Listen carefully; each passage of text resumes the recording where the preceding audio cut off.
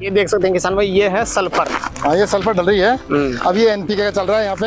अरे किसान भाइयों, आपकी सरसों पीली पड़ जाएगी उसमें, और पीली पड़ जाएगी, और पीली पड़ने के बाद में वो ग्रोथ लेगी। पहला फायदा तो ये है, आपकी लेब को बढ़ाएगी, तो उसको आपको दाम अच्छे मिलेंगे, नोट अच्छे मिलेंगे।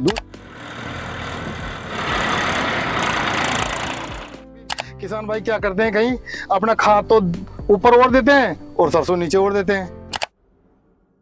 किसान भाइयों नमस्कार। तो साथियों, रबी की सबसे प्रमुख फसल है सरसों की फसल, लेकिन सरसों की फसल से काफी कम किसान भाई अच्छा उत्पादन ले पाते हैं। उसका मुख्य रीजन है कि किसान भाई जो शुरुआत में खाद की उड़ाई करते हैं उसमें परफेक्ट बेसल डोज नहीं डाल पाते। उसमें आपको एक कैलकुलेटेड मात्रा में बेसल डोज डालना पड़ेगा, तभी आपको वो फसल ज्यादा उत्पादन दे सकती है।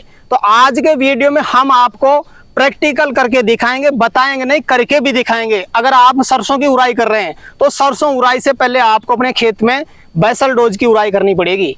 उसमें आपको कौन कौन सा बेसल डोज लेना है, क्या मात्रा रखनी है, किस तरह से मिलाना है और किस तरह से अपने खेत में उड़ाई करनी है, आपको सटीक जानकारी मिलेगी। साथ ही साथ आपको सरसों की पूरी डिटेल मिलेगी, खाद उड़ाई से लेकर के, सरसों उड़ाई से लेकर के कटाई तक की कंप्लीट जानकारी मिलेगी इस वीडियो में। वीडियो कंप्लीट देखें, वीडियो पसंद आए तो लाइक शेयर करें, और जिन किसान भाइयों ने अभी तक हमारे चैनल को सब्सक्राइब नहीं किया, भाई साहब चैनल को सब्सक्राइब कर लें। तो आइए किसान भाइयों, आज का वीडियो शुरू करते हैं। सर जी नमस्कार। नमस्कार। एक बार परिचय बता दें सर। राम राम किसान भाइयों, मैं बनवारी जी नाडला, मैं नाडला बाबा कृषि फार्म से बिलोंग करता हूँ। मेरा गांव गढ़वासी है, पोस्ट गढ़वासी, तहसील चाकसू, जिला जयपुर, राजस्थान का रहने वाला हूँ मैं जी। तो सर जी, नाडला बाबा कृषि फार्म पे आज आप खाद की उड़ाई कर रहे हैं। आपके 2 ट्रैक्टर चल रहे हैं अभी, जो खेत यहाँ पे देख पा रहा हूँ खाली खेत, सब में सरसों की उड़ाई कर रहे हैं इस बार। बिल्कुल किसान भाइयों, अब की बार मैं सरसों की उड़ाई कर रहा हूँ। केवल 80 एकड़ के अंदर मैं सरसों की उड़ाई करूंगा, 10 एकड़ के अंदर गेहूं की उड़ाई करूंगा। अच्छा। और अभी आपके सामने जो देख रहे हो, आप देख पा रहे हो, जो 2 ट्रैक्टर हैं वो अभी खाद उड़ाई में ही चल रहे हैं। दोनों को दोनों ट्रैक्टर, मेरे दोनों ट्रैक्टर खाद उड़ाई में चल रहे हैं, और उड़ाई भी हो रही है। आज उड़ाई कर देंगे, कल का मौसम देखेंगे, टेम्परेचर देखेंगे, तो टेम्परेचर सही रहा तो कल से मेरी सरसों की उड़ाई भी चालू हो जाएगी जी। तो सर जी, सबसे पहले तो आप जो खाद जो मिलाते हैं आप, वो किस मात्रा में लेते हैं? डीएपी कितना लेते हैं, एनपीके कितना लेते हैं, सल्फर कितना लेते हैं, वो बताएं सबसे पहले, और मिला करके ही दिखाएं आप किसान भाइयों को। फर्स्ट में तो जो सरसों की जो ग्रोथ होती है वो रासायनिक उर्वरक पे होती है, क्योंकि इसमें ज्यादा रासायनिक उर्वरक लगता है, देसी खाद इतनी कोई आवश्यकता होती नहीं है। तो किसान भाइयों, अब की बार जो मेरे पास है, जो डीएपी भी है, एनपीके भी है, सल्फर भी है। अब सर, इनका जो मिश्रण तैयार करते हो ना, वो आप प्रैक्टिकली करके दिखाएं आप। बिल्कुल बिल्कुल। हाँ, ये डीएपी कट्टा खाली कर दिया, और इस पे क्या आपने एक सल्फर का डालना है, डाल दिया आपने, सल्फर है ना 5 केजी वाली। हाँ जी। ये देख सकते हैं किसान भाई, ये है सल्फर। हाँ, ये सल्फर डल रही है। अब ये एनपीके का चल रहा है यहाँ पे, ये कट्टा एनपीके जी। ये देखिए जी,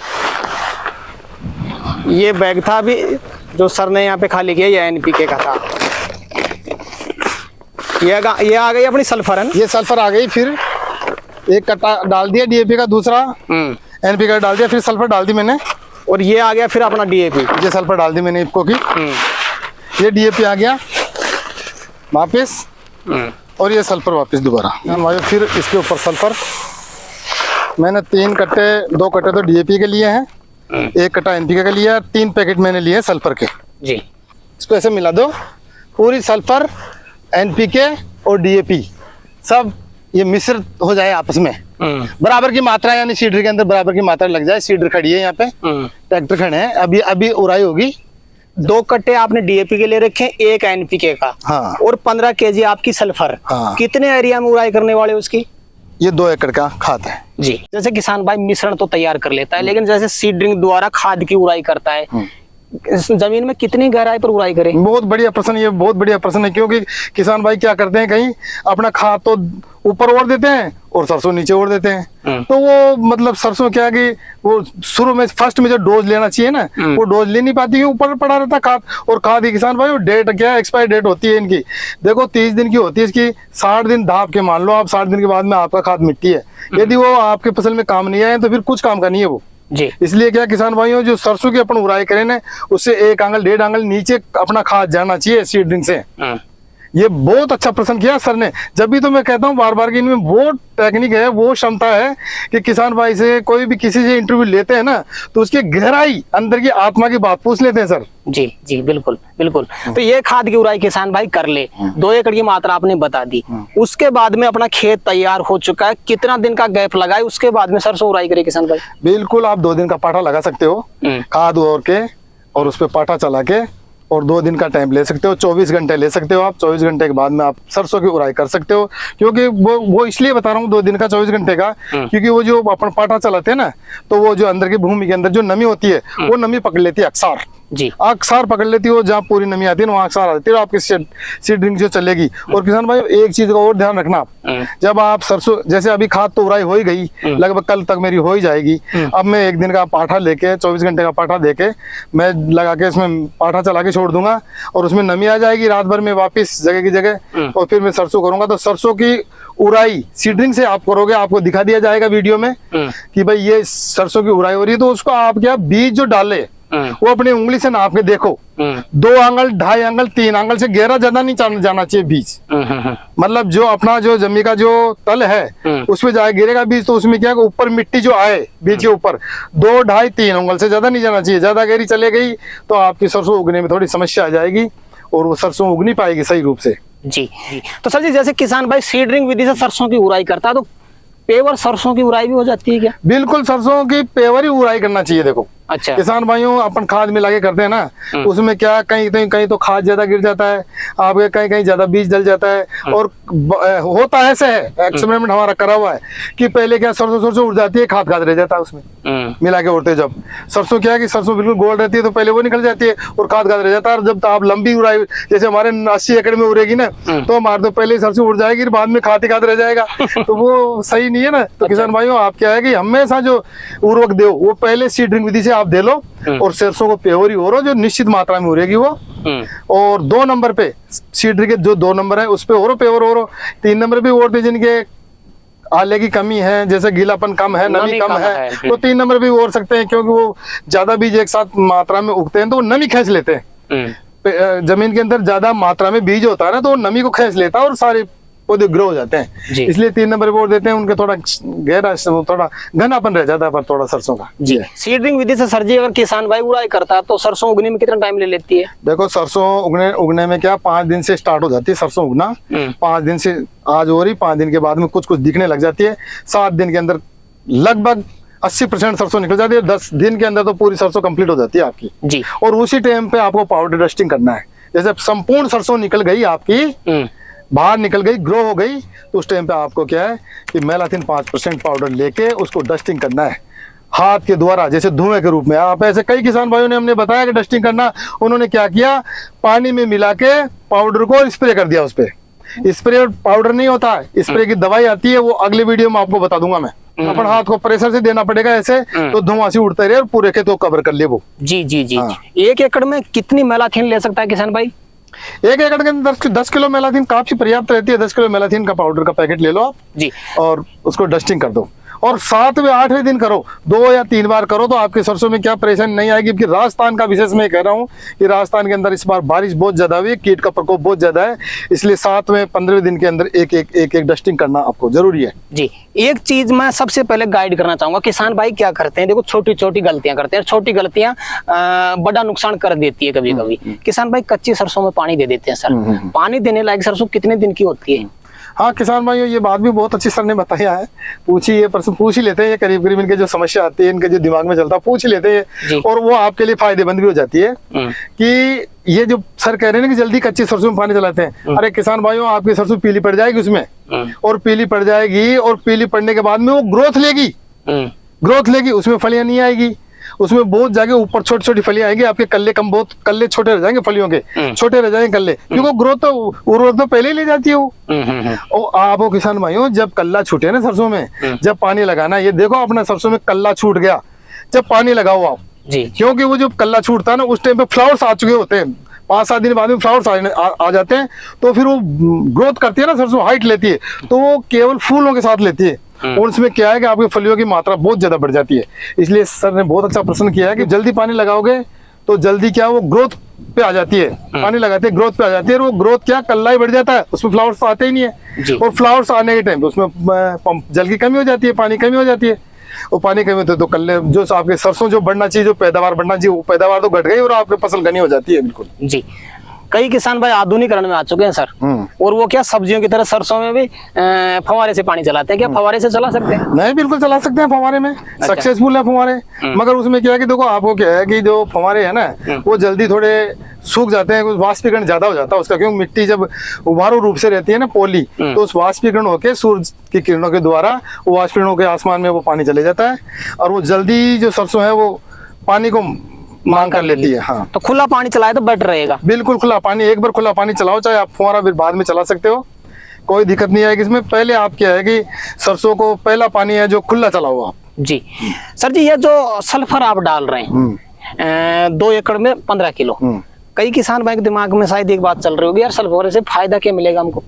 बिल्कुल, ये प्रश्न भी आपने बहुत अच्छा किया है कि किसान भाई कई तो जानते ही नहीं सल्फर होती क्या, यार डालते ही नहीं वो सल्फर डालते ही नहीं भाई, खर्चा क्यों? किसान भाइयों देखो इस बार क्या है कि बहुत ज्यादा राजस्थान के अंदर बरसात हुई है, और बरसात होने के कारण इस साल पाले की संभावना बहुत ज्यादा है, बहुत ज्यादा रहेगी, और लास्ट तक सर्दी चलेगी आपकी अब की बार। जी जी। तो क्या है कि किसान भाइयों आपको जो सल्फर का प्रयोग है ना, हम बार बार पहले वाले वीडियो में मैंने बताया कि सल्फर का प्रयोग करो, सल्फर का प्रयोग करो। ये सल्फर आपको तेल की मात्रा आपके जो लेब बेड था ना 42%, 40%, तो आपकी लेब को बढ़ाएगी। पर पहला फायदा तो ये है आपकी लेब को बढ़ाएगी, तो उसको आपको दाम अच्छे मिलेंगे, नोट अच्छे मिलेंगे। दूसरी बात ये कि आपको पाले से ज्यादा बचाएगी, पाले से बचाएगी, क्योंकि ये सल्फर हमेशा गर्म करती है पौधे को, गर्माश हमेशा पौधे को गर्माश देती रहती है, नीचे से भी जड़ के द्वारा भी गर्माश देती है। और हम आपको उस समय यदि मौसम की नजाकत रही, मौसम की मांग रही, तो आपको सल्फर का स्प्रे भी करवाएंगे, वो उस समय देखेंगे हम क्या पोजिशन रहेगी। बाकी सल्फर 3-4 काम करती है किसान भाइयों। एक तो आपको तेल की मात्रा बढ़ाती है, दूसरी बात है कि वो पाले से बचाती है, तीसरी बात है जो फंगस आता है ना आपके पत्तियों के पीछे पत्तियां पलट के देखते हैं जो व्हाइट पन का धब्बा आ जाता है, वो सल्फर उसमें भी आपके पौधे को कर रखेगी, सल्फर से उसे फंगस से आपको पौधे को बचाए रखेगी। जी, तो सल्फर किसान भाई जरूर डाले। बिल्कुल बिल्कुल जी। आमतौर पर सर जी सरसों में कितने पानी की रिक्वायर्ड रहती है? देखो किसान भाइयों, ये मौसम के ऊपर डिपेंड करता है। इस बार क्या है कि राजस्थान की बात कर रहा हूँ मैं, जब राजस्थान की बात आ रही है, यहाँ की बात कर रहा हूँ मैं, कि इस बार क्या है कि सर मौसम की बहुत बड़ी मेहरबानी रही है इस बार राजस्थान के अंदर। जिन कुओं के अंदर पानी नहीं था उनके में पानी आ गया खूब, तो इस बार जमीन के अंदर काफी नमी है। यदि अपनी जमीन के अंदर नमी है तो आप 2 पानी से भी काम चला सकते हो, उन्हें 3 पानी पर्याप्त रहते हैं इसके अंदर। 3 पानी पर्याप्त, समय समय पे आप पानी लगाओगे तो 3 पानी पर्याप्त रहते हैं। ज्यादा पानी देने से भी किसान भाइयों फंगस आ जाती है। आप हमेशा अपने खेत को अंदर से घुस के देखा करो, यदि आपके खेत के अंदर नमी है तो आप पानी को अवॉइड करो।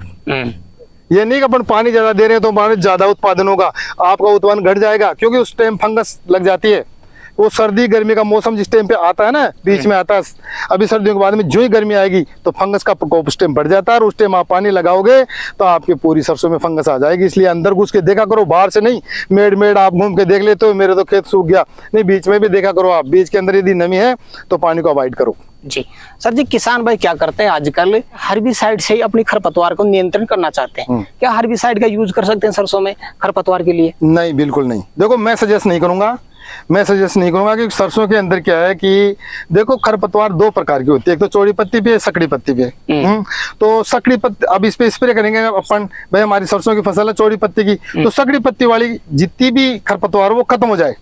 तो पहले बात तो इस समय ना जो सकड़ी पत्ती कोई खरपतवार उगती नहीं है, इसके साथ में तो बथुआ, बाबरा, ये सब उगते हैं, चौड़ी के पत्ती कह रहते हैं। तो इसमें क्या है कि हम खरपतवार बताएंगे, खरपतवार जो हर्बिसाइड है उसको स्प्रे करेंगे तो कोई मतलब ही नहीं निकलेगा, और सकड़ी पत्ती वाला स्प्रे भाई सकड़ी पत्ती वाले खत्म हो जाएंगे, वो बिल्कुल गलत है। कोई नहीं है, आप तो वैसे तो खरपतवार अपन सीडरिंग विधि से करोगे ना तो खरपतवार उगेगा ही नहीं। अगर हो भी जाता है तो लेबर से निकलवाएं, बिल्कुल मजदूरी की सहायता से आप उसमें निकलाएं। क्योंकि देखो हर्बिसाइड 2 प्रकार के आते हैं, एक तो कॉन्टैक्ट और एक सिस्टमेटिक। तो आपको कभी भी ज्यादातर कभी भी खेत में यूज करना हो ना हर्बिसाइड तो कॉन्टैक्ट ही करा करो। जो सिस्टमिक करते हो ना वो जड़ से खत्म करता है पौधे को, और जड़ से खत्म करता है तो भूमि को भी बंजर बनाता हो। जी, तो किसान भाइयों मैं तो जहां तक मेरा जहां तक मानना है, मेरे को जहां तक ज्ञान है, मैंने जहां से ज्ञान प्राप्त किया, कई देशों विदेशों में जाके मैंने जो ज्ञान प्राप्त किया है ना वो आपके साथ शेयर कर रहा हूं मैं, कि मैं तो हर्बिसाइड को लाइक नहीं करता हूँ, आपको भी नहीं कहूंगा कि भैया आप हर्बिसाइड का प्रयोग करो, क्योंकि धीरे धीरे जमीन को बंजर बना देती है। और नहीं मानो मेरी बात तो आप एक्सपेरिमेंट करके देख लेना, धीरे धीरे आपकी जमीन में ग्रो होना ही बंद हो जाएगा। जी, 1 एकड़ में सर जी आप परफेक्ट जानकारी रखते हैं, काफी बड़े लेवल पे आप सरसों की खेती करते हैं। 1 एकड़ से कितने क्विंटल सरसों ले लेते हैं आप? सर देखो, ये तो जो उत्पादन है वो 12 से 15 क्विंटल के बीच में बैठ जाता है, लगभग करीब करीब 12 क्विंटल से लेकर 15-16 क्विंटल तक बैठ जाता है, यदि मौसम का साथ रहा तो। जी, मौसम का साथ रहा तो 15-16 क्विंटल के करीब बैठ जाता है, 12 से लेकर 15-16 के बीच बैठता है, 19-20 बैठता रहता है इसमें। तो देखो कोई वो नहीं है कि भाई इतना फिक्स ही रहता है, फिक्स नहीं रहता है इसमें, कभी ज्यादा बैठ जाता है, कभी कम भी बैठ जाता है। मौसम यदि साथ देता है, प्रकृति साथ देती है, तो प्रकृति का बहुत बड़ा महत्व रहता है किसान भाइयों इसमें। प्रकृति यदि साथ रही तो आपके बिना खाद के हो जाए पैदा, और आप प्रकृति साथ नहीं तो आप जितना भी उर्वरक दो, कुछ भी दो, तो नहीं हो तो नहीं हो। बिल्कुल। तो सर जी सरसों की फसल में मुख्य बीमारियां कौन कौन सी लगती है, एक बार बता दें आप किसान। बिल्कुल, ये प्रश्न भी बहुत अच्छा किया आपने। किसान भाइयों देखो, बीमारी की बात आती है ना, तो इसमें सबसे बड़ी बीमारी एक तो चेपे की शिकायत आती है, जिसको मोइलापन बोलते हैं, और एक आती है फंगस की। बस ये 2 ही बीमारियां आती है, और सरसों में नहीं आती। और तो प्रकोप आते हैं, प्रकोप जैसे पाले का प्रकोप हुआ, ये प्रकोप आते हैं, बाकी बीमारी तो 2 ही आती है इसमें। तो इनका समय समय पर आप निवारण कर लेना, और हम आपको दवाई बता देंगे। जो भी किसान भाई के समझ में नहीं आ रही है, इसमें नंबर डलेंगे, और मेरे व्हाट्सएप पे आप कांटेक्ट करना। मैं आपको फोटो खींच के भेजना, आपकी कोई भी समस्या हो आपके फसल में, तो उसकी फसल की फोटो खींच के और नीचे बोल के भेजना कि सर मेरी ये समस्या है, मैं कौन सी दवाई दूँ, कौन सा क्या करूँ, मैं आपकी सेवा में तैयार हूँ, मैं जवाब दूंगा। आप क्या है दिन भर कॉल करते रहते हो, दिन भर कॉल, मेरा फोन, अरे मेरे भी बच्चे हैं, बिल्कुल बिल्कुल, इतना टाइम सर को भी नहीं रहता। अगर आपको कोई समस्या आती है तो आप ऐसा करें, व्हाट्सएप पे मैसेज करते हैं, सर जैसे ही फ्री होंगे तो आपको रिप्लाई जरूर करें। शाम को जरूर मैं देखता हूँ, शाम कैसे मैं जरूर देखता हूँ, और आपको जरूर जवाब दूंगा। तो किसान भाइयों, सरसों में 3 मुख्य बीमारी हमने बताई है। पहला चेपा हो गया, दूसरा फंगस हो गया, और तीसरा हो गया सबसे ज्यादा पाले की समस्या किसान भाइयों को आती है। अगर आप हमारे चैनल को सब्सक्राइब करते हैं, लगातार जुड़े रहते हैं, तो आपको गारंटी के साथ कह सकते हैं भाई साहब इतनी सी भी समस्या नहीं आएगी, क्योंकि हम लगातार किसान भाइयों को गाइड करते रहते हैं, समय से पहले जानकारी देते रहते हैं। तो आप लगातार जानकारी चाहते हैं तो भाई साहब चैनल को अभी सब्सक्राइब कर लें, क्योंकि इस चैनल पर आपको सटीक जानकारी लगातार मिलती रहेगी। तो सर जी आज आपने किसान भाइयों के लिए समय निकाला और अपना अनुभव अपने किसान भाइयों तक शेयर किया, उसके लिए आपका बहुत बहुत धन्यवाद। राम राम किसान भाइयों, जय जवान जय किसान जय हिंदुस्तान जी। और जानकारी आपको पसंद आती है कि नहीं भाई साहब, आप कमेंट करेंगे तभी मानेंगे। आपको अगर जानकारी पसंद है तो आप हमें जय जवान जय किसान लिख के जरूर बताएं। तो किसान भाई आज के लिए इतना ही, मिलते हैं नए वीडियो में, तब तक के लिए जय जवान जय किसान।